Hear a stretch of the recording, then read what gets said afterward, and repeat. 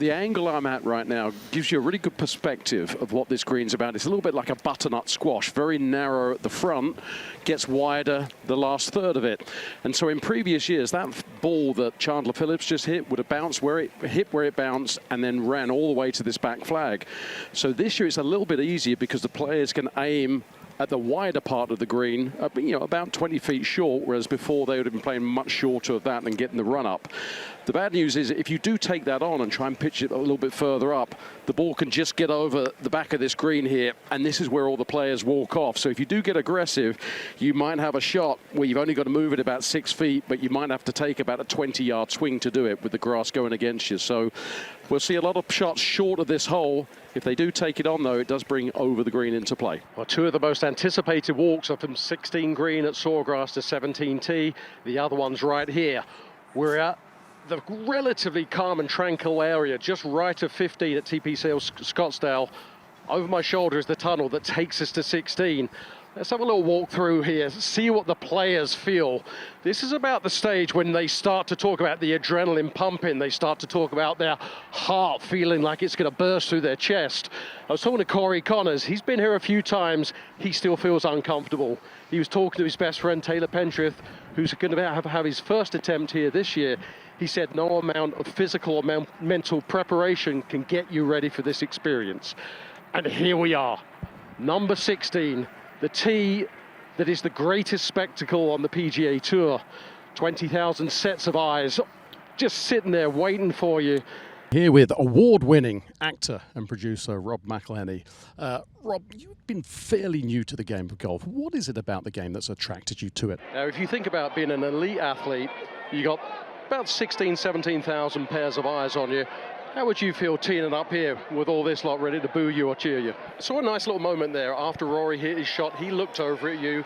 What's it like from one elite athlete to another being in this atmosphere? How proud are you of what you've achieved with the show and perhaps educating Americans in particular why English or British football is such a fabric of society? You're a two-time MVP in the WNBA. You've won an Olympic gold medal. You've been on some of the biggest stages in the world. How does this compare? Tom Kim just hit a shot. He got the crowd going. I think you were the loudest person in this crowd. What did that mean to you for him to entertain you like that? You're a massive Philadelphia Eagles fan. You're obviously two very different types of teams. One a massive worldwide franchise, one a smaller Welsh soccer team. Tell us a little bit about the similarities between being a fan of both teams. And what have you learned from watching the best players in the world? Anything that stood out so far? Now, with this time you spent watching the golf, as I said, you are an avid golfer. You probably don't play much in the off-season. What are you going to take from this week? What have you learned? Kyle Coody. Kyle, as a former professional golfer yourself, what does it mean to you to have both of your sons playing this tournament in the home state of Texas and with a draw like this for Parker? Yeah, I think they're going to certainly enjoy back flags, as we saw from that first bounce on the first hole. Front flags are going to be an issue. So he likes it 5 yards short. I like that. That will bounce forwards. It's actually fairly gentle. I think this is a pretty simple chip. Plenty of room to work with. And it's just one, I think you have a nice quiet club face and just, just sort of trap it up there. One bounce, skip, and then just release.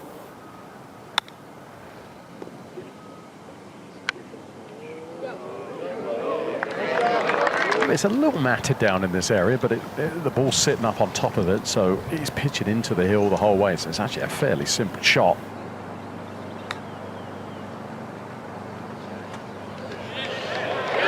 Oh, he made it! It was a simple chip. 256 for Colin, so again, suits his eye line, can take it down that left edge of the green, just hit a little fade in there.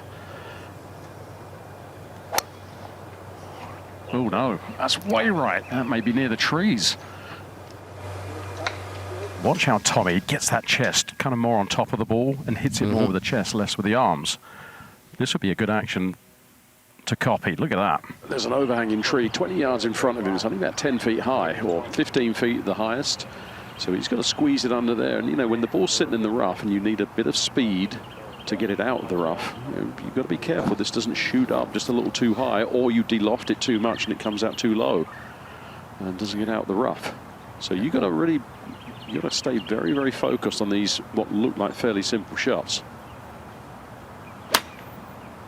And there it is. There was the D-loft, didn't get out of the rough. Gary, how Well, when you difficult look at is it- this pitch shot? It's really not that hard, to be honest, James. As I said, it's it's a decent lie. You're hitting into a fairly flat area, and all you got to do is just make sure it releases just a little bit up that slope. So you're not really dealing with a huge amount of slope in the way.